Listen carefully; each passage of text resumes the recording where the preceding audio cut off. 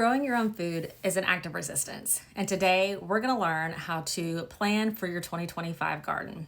Before we get started, please follow me on the Play Button app. You can find the pathway to that in my bio, where I go a little bit further into detail on all things gardening, homesteading, food preservation, and crafting.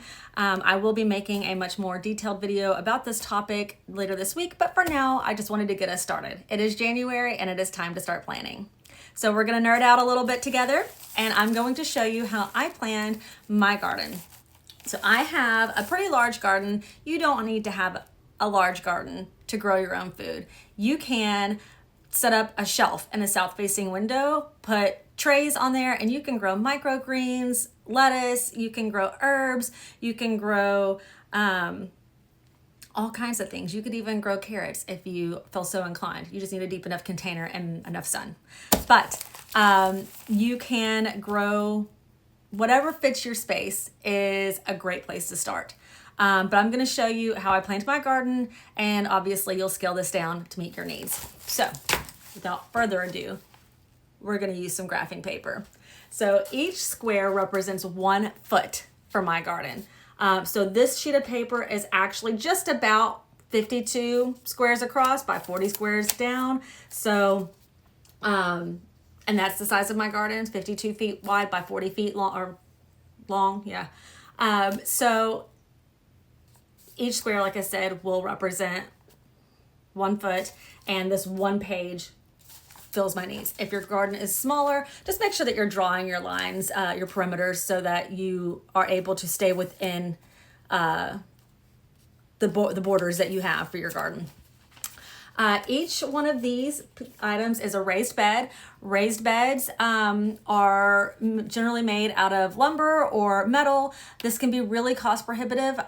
So if you cannot do raised beds, in-ground gardening is just as valid. And I'll also make a video later on how to combat some common issues with in-ground gardening. But for now, we're just gonna do this based off of the raised beds that I have in my garden. These little round beds are kiddie pools that I've drilled drainage holes in. These are a great cost-effective option for raised bed gardening and small scale gardening for those who need it. I actually was able to grow quite a bit in these beds this past season, and I will definitely be using them again this season. So they do last more than 1 season, and they're a great option for people who are on a budget.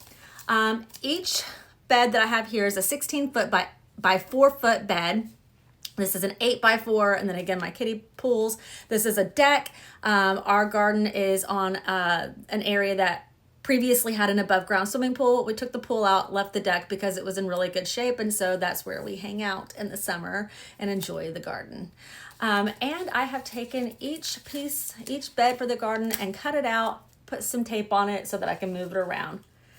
So that's what you're gonna do. You're just gonna measure your space. You're going to figure out what kind of bed you want, how big of a bed you want, and you're going to play with them, moving them around as you see fit to put them in the best, most efficient use of the area. I actually still have quite a bit of garden space over here that I did not develop last year. So this year I'll be adding more beds. I have not yet decided if they're going to be in ground or if they're going to be raised beds. But I do still have some more space over here to add beds in. And I'm able to, again, cut out some of these to scale, and I can move them around and see how everything's going to fit together.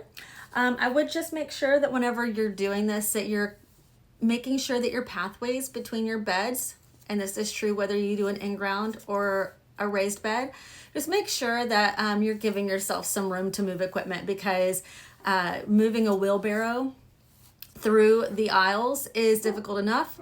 Trying to turn them and then lift them to dump soil into the beds is a whole nother obstacle that you might have to run into.